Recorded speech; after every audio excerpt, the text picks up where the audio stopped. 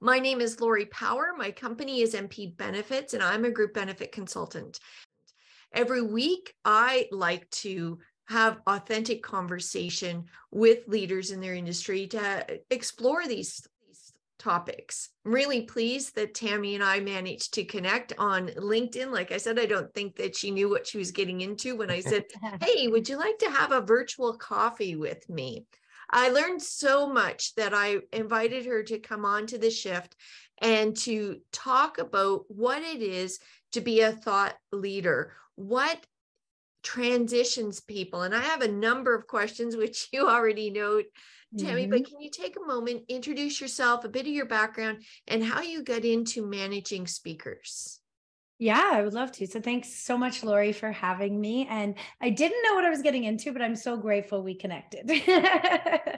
And I had this opportunity. So my name is Tami Adams. I'm the founder of TA Speakers Management, a speaker management and speaker coaching business that was started out of the pandemic as I had worked for a large bureau here in Canada and then lost my job, like many of us in many industries, also the events industry. I think 50% of people lost their jobs, mostly in a sales role.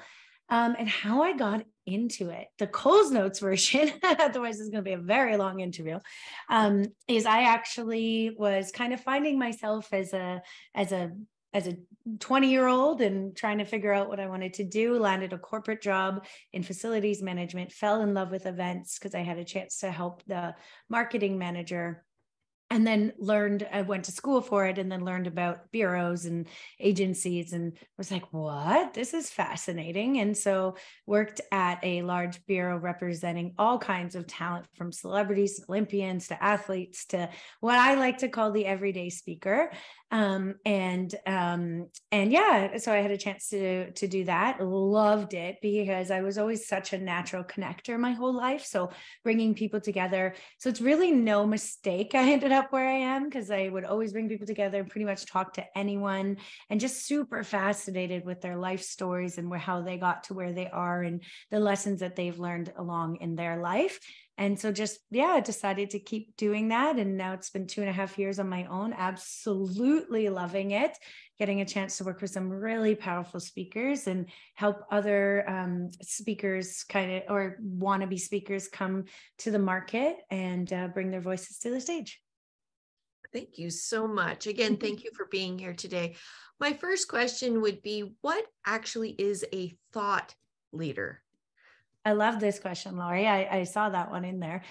So a thought leader really can be anyone, and it's really somebody that's kind of honed a specific skill when it comes to a specific area of expertise. So they're really a subject matter expert. So an example would be, I'm a thought leader in the speaker booking and management space because I have so much experience and background in it. And I've dove into it more and always am educating myself and learning about it. So that would be something that people see based on my background that they could come to me for, because I lived in that space. So it's really usually stems from what your educational career and your working career is. And then diving into that further, or your personal life experiences. So like people who talk about mental health, a lot of them is that personal life experience, or life experience of somebody else very close to them. And then they've just done a lot of research and thinking around that particular topic. So that's what I would define as a thought leader. How do you get through the noise to make your considerations or your thoughts something that other people would be interested in? Because that seems like I don't know, it seems like a bit of an arrogance, right? Like my thoughts are leadership material. So there's a big part of me that goes, no, and you walk away from that. So how do you help speakers get through the noise and become that leader in what they are the expert about?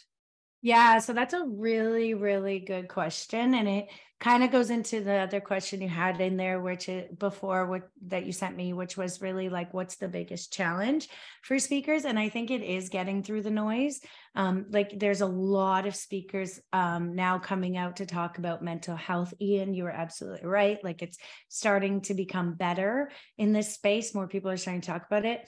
So really it's like how are you unique and different is kind of the advice that I give. And certainly, I mean, I have a whole framework for speaking. You know, you need to be engaging, you need to be educational, and you need to be engagement, education. Oh my gosh, I'm so tired today. I was like, it's clearly not coming to me. But the 3 E's. So basically, you want to educate people, you want to be engaging, you want to be entertaining. That's the word I was looking for. And so it's really being able to have all 3 components of that. I mean, this is like a loaded question. There's a lot to it, but a big piece is really being the person that really stands out as, you know, and what's happening now, which I love, which is a trend that I'm seeing is, you know, being able to really show that you're not just going to go and give a talk, but you're actually going to help create a transformation. That is the people that really stand out. And obviously having a huge social presence is really important. Even if you're not comfortable with social, I argue that you must be on it as a thought leader, as a speaker, because that's where people are going to look first. That's the very first place they're going to go, is they're going to Google the person. You know, even speakers who reach out to me, the very first thing I look for is, do they have a website? If they don't, do they have a good LinkedIn profile, right? I want to see proof. Like I want to see something that shows that they have something to showcase who they are. So really it's a noisy world, but it's really all about like, what can you do to have something unique? So whether that's like a unique entertainment piece of how you kind of relay the message, or, you know, just something different, that's kind of how you get through the noise. And then obviously being loud. So making sure that you're constantly putting out thought leadership content. You know, I do 3 times a week. And that's just what's come on 2 different platforms. That's just what's personally good for me. You know, I'd like to get up to 5 days a week, but you know, you can start small.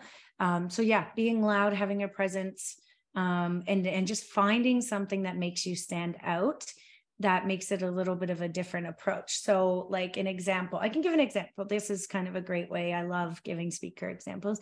Is there's a mindfulness speaker, and you can imagine mindfulness people are like, oh, right? They're like, okay, I've heard the buzzword, you know, or they're like, the people may not want to pay for it, right? Because they're like, well, it's nice to have. I argue that it's a must to have now. They're starting to see that, but you know, it's a nice to have. But she, for the first time, I sat down in her talk, she didn't say like, you must meditate for this many times a day, you must do it this way.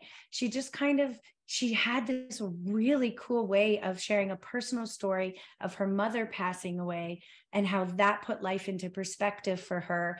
And then that made her more mindful. And then just literally taking moments where you can, like you can basically just have peace. So like just a little bit, right? Like, so it's good for people with ADHD like me, who are like, I can't sit and meditate. This brain does not shut up. So, you know, but like one example she gave, which I love. And so this sticks out to me, guys. And this is what you want. You want these little tidbits of information that help people remind you. So and I love it to this day. I use it all the time as an example. So she had 2 photos she showed, and she showed a dog, and they had a little bubble above their head, and there was like trees and grass.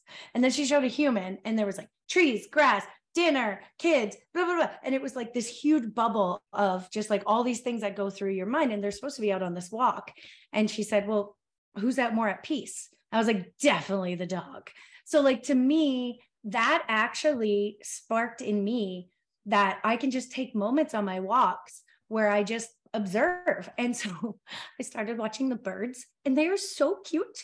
They are so cute, and they are so like playful and fun. And I just started watching them. And so what I was doing is I was getting out of my head, and I was able to kind of just focus on one thing at a time. And when you focus on one thing at a time, that is mindfulness. So I hope that's a good example. I really like it. It's really what clicked to me. And you can imagine, I've heard many mental health or mindfulness type talks, but just those little pieces in the way she had it flow and the stories that she added in were really neat. So that's kind of one way that you can stand out for sure.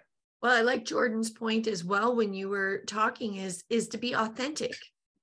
To be authentic in your messaging, and as Lisa's always fond of saying, and consistent, right? You want to keep it consistent so people know what they can expect from you.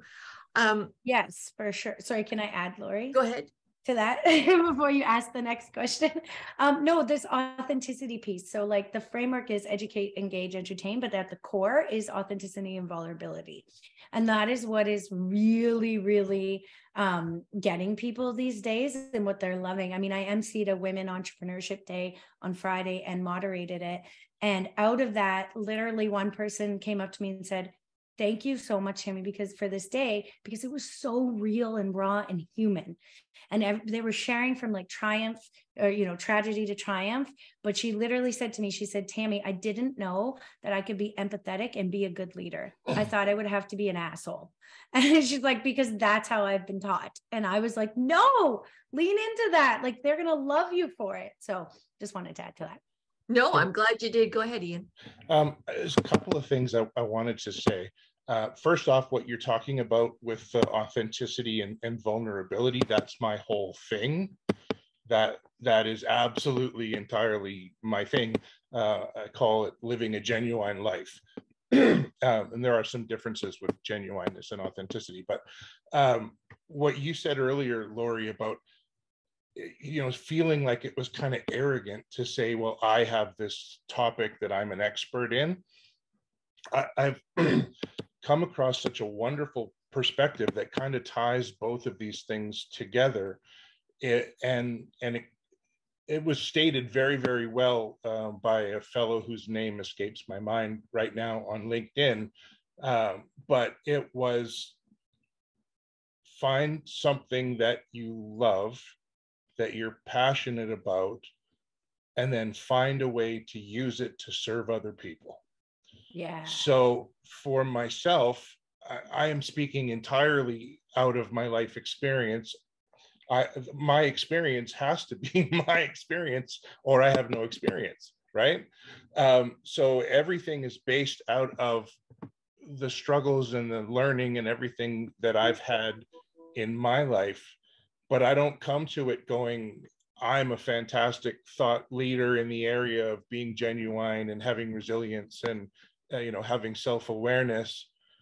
I'm coming at it from the standpoint of I went through 7 layers of hell to get to where I am today. Mm-hmm. I would love to be able to be a part of helping somebody else not have to go down those same kind of roads. So I am coming at it as much as physically possible from a position of humility and vulnerability rather than expertise. And value, right? That's what you're talking about, Ian. Right. You're talking about value, right? So it's like, yeah, you don't go out there and say like, oh, I know everything about speaking. Like, I really don't know everything about speaking. That would take a very long life to learn. And things are changing constantly. So, it's thing, but I think it's like, it's coming from a place of value and saying like, hey, your leaders are burnt out. I can help them. And this is how, or, you're struggling to keep your people. Quiet quitting has been a huge topic. I feel like the Great Resignation and quiet quitting and mindfulness are like the 3 buzzwords of the world right now. Well, they definitely are. Yeah. Yeah. And it's how to get through that buzz, or as Lisa said, get the mess out of the message. Yes. My question too is, we come across a lot of people who are great speakers and they give it away for free. Mm. And then they want to be able to transition into a paid speaker. David's nodding. Yeah. Into a paid speaker situation. And that transition seems to me like trying to climb Everest. I would just sooner get on a boat and go down the Nile rather than, have to make that trek. So that seems like a bit of a common theme. And I'm sure that you get approached almost daily Yes. on how do we transition to do that. And really not it's like being, going to the Super Bowl. There's just such a small percentage that can do that. I don't want to put you on the spot and say what's the magic on that, but how do people even get to that point where they can say, yeah, you know what, I'm going to start charging for this? You have to get out of your own industry. That's the biggest thing. So, because often what happens is you start as a thought leader in your industry and people start saying, oh, this person's a good speaker. They can speak a bit, but they're always going to expect you to do it for free, like for those kind of situations. But it's also about the profile and what you showcase online. So I go back to that presence, right? Like if you have a website, because a lot of times if you're just speaking kind of within your industry for free, you don't have a website, you don't have anything that shows that this is something you do regularly. So making sure you build that up, and it takes time because video is key, but you're not going to get that right away. Like you can create videos like little ones virtually now that kind of speak to what that subject is. You could, because people don't really know that there's no one on the other end. So you can get away with it. No, it's like a little trick now, right? If you have good AV and you have just a way of recording a video about just little 2 to 3 minute videos on like thought leadership pieces that you talk about, you can use that for now before. And then once you get more experience and you get more stuff recorded, which clients are usually always willing to do these days because not all their attendees are going to be there. So they will often, and you have every right to ask for the recording because it's your thought leadership that they're using. So if they want to record it, that's fine, but you must get a copy of it. And that way you can take it and you can build it into a speaker reel. So really kind of does go back to, I love starting with what's your 90 person list. So this is what are 90 people, and don't ask me why it's 90. I just picked it randomly. But like, it's not as intimidating as 100. So, but like, who are 90 people that know you or that know someone that could refer or recommend you? So they're part of an association or, where they work could potentially book you. So that's a really, really good way. And then you kind of just start feeling out the fees. So a lot of people start around that 1,500 to 2,000 range, and you kind of start putting that out there. Actually, I was just literally coaching through LinkedIn, just answering a friend's question because she was putting herself forward for 2 engagements. And she's like, is 2,000 too low? I'm like, yeah. I was like, add more, my friend. Like, I was like, for 2 presentations in 2 days. Yeah, that's too little for where she's at. Right. So it's like, you kind of start feeling it out and, just asking for small amounts at first. And then as you start to get more experience, you can get more testimonials, which can then further showcase who you are. And so you get more testimonials, then you start to get video footage, then you start to build a website, then that's when you can start, asking for more and more fees, right? And higher fees as the more experience you get. So it's not easy, Lori, you're absolutely right, but it's not impossible, right? And so it's just like, I think it's good to do the free stuff so they can get a feel for you, your style, and like kind of what you want to offer. It's kind of like, hairdressers, they don't go out and cut like, someone's hair right away, but they work towards it. And then they start with a lower fee and they get a little bit more, and then they get more and they get more as the experience goes on. Right. So it's just little bits at a time. I think that's life in general, right? When you want to do anything new, it's like, what are little steps that you can take? I'm building a new website right now and I'm like, holy crap, this is overwhelming, but I'm meeting once a week to just talk to the designer and do page by page by page. So I think it's like, you just have to start small and then start to build yourself up and tell everybody what you're up to. And I don't mean like going like, this is like reconnect with people, see how they're doing, say, let's have a coffee, let's chat. I would love to just catch up with you. Once you start catching up with the person, you don't really need to sell yourself because they're going to naturally ask you what you're up to. And you're like, oh, I've done this speech and this speech. And then they're like, oh, interesting. And they may think of someone, right? So it's like really just staying connected, I think, is also really, really important. I got 3 things out of that. I got networking, strategy, and goal setting, right? Yes. So set the goal, build the strategy, and network it out. And network it out, my friends. I just came from 6 days of conferences. That's why it was Lori. I was like, oh my God, okay, kind of thing, rushing back. But I already have 3 leads in my inbox of potential. Like I always say potential because I don't say anything is signed, sealed, and delivered until they say yes, 100%. But I already have, and like me networking online would make that much harder. So you have to do it. You have to network on LinkedIn. It's just the way the world is, and you can't be everywhere all the time. But going in person to events now, I mean, I'm an extrovert, so it's probably why I thrive there the most. But I still get tired. I'm exhausted. But yeah, like I think it's like making those meaningful connections and just connecting, going back to that authenticity you were talking about, Ian, like making those like personal, authentic human connections with people, because then naturally people want to help. Like they want to help naturally when you make that connection with someone. So yeah. Right. I agree. You mentioned about being in person and you mentioned about the virtual and the LinkedIn. That is the new reality. That is where we are now. And although I asked you, how has it changed in the last 5 years? I will make the assumption that the big change the last 5 years is from the in-person, where you could demand more of a payment for the speaker, to now having that bit of a hybrid. Where are you seeing that going, or where do you see it transitioning over the next while? Like right now, a lot of conferences that I'm invited to are come in person or virtual, and there's a different cost per. Yes. Do you see that continuing, or do you see that morphing into something altogether different? I love answering this question, putting on my crystal ball hat. No, but yes, you are right, Lori. Like the biggest shift has like been from obviously everything in person to virtual as well. And also like the speakers having to be the AV experts when it comes to the virtual component has been a fun shift. And some people have done it extremely well. And some people have just said, you know what, I'll wait till things go back in person because it's just not who I am. A lot of comedians did that because like comedy online is really tricky without the laughter piece of it. So if you're doing just straight up comedy, but that's the biggest shift. But where I see it going is I definitely see hybrid staying. So what's kind of interesting is I see 2 things. So I think big, large corporations, they will do hybrid because they can afford to, because it's planning 2 events in one, and you kind of have 2 budgets. And so you have to make sure it's worth it to get enough people virtually.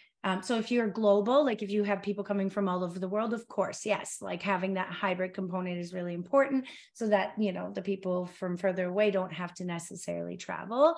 But I really see also either virtual or in person happening. And that's going to be happening for the smaller organizations, the smaller groups. Even for the meeting professionals industry, we tried a hybrid event for our Global Meetings Industry Day, and we got 6 people online. So it was, and like 90 in person. So we were like, okay, it doesn't really make sense for us to do a hybrid component for 6 people. Yes, it's inclusive, but it financially doesn't make sense. So we were like, we're going to do either. So what we've decided to do through the year is we're going to have some only virtual and some only in person. That way you kind of hit both audiences, or people who can travel and who cannot. So I really think like as a speaker, you are extra valued if you have the ability to present virtually, and you put a little bit of extra work into that, making sure you have really good, audio and visuals and things like that. I think it's still really important to today. Plus, then you don't have to travel. Clients like it too, because they can. So I want to talk a little bit about fees for both, Lori, because I think it kind of transitions into that. So what I'm finding now is that the fees are more or less the same. The difference is the travel component. So, but there are some speakers where it's really dependent on the person. If they have kids at home, they might want to entice people to book them virtually. So like one of my speakers, Sarah, her fees are $7,500 to $10,000. $7,500 is virtual, 10 is in person. So if she has to travel and go, she'll do it, but she's got 2 kids and, she's in beautiful Niagara. So, getting her to leave there, it's like, it better be worth it. Right. But yeah, so it really depends on the speaker too, but then clients also get an option to potentially save a bit of money. I had a client that wanted to do it in person, and the guy happened to be from Vancouver, and they really liked him. So they were like, well, we can't afford to pay him to fly out because travel is so expensive these days. Everything is so expensive. So they did it virtually, but they actually, which was kind of neat, is they actually still had a few people come in person, because they wanted to still provide that, where they had most of their people online, but they had like 10 people that were actually in person, and then he was virtual. So they all kind of watched it on this big screen. So, but it still gave them that ability to network with each other and see each other and have lunch together. So that's a little bit of what I've had that. I've experienced that on a, it's interesting that you say that. I've experienced some creative virtual speakers where the organization has rented the theater, right? Yes. The same place you would go for the movie theater, and they rent out the nice, comfortable seating, and your speaker comes in on the big screen. So the people that you want to be there to actually be in person are there in person, but your speaker is up on the screen because they're not going to network afterward. That's not part of what they're doing. So I've seen some really creative things come. It is like the sky's the limit now, right? It's how you want to work for your people, for your audience. Brings us close to the top of the hour here. And we didn't get, I told you we wouldn't get to all the questions. So we got to 2 questions on my list. So no, number 3 too, because we did go into the buzz, right? Like, how do you get through the noise? What's the last word that you would say about being that thought leader?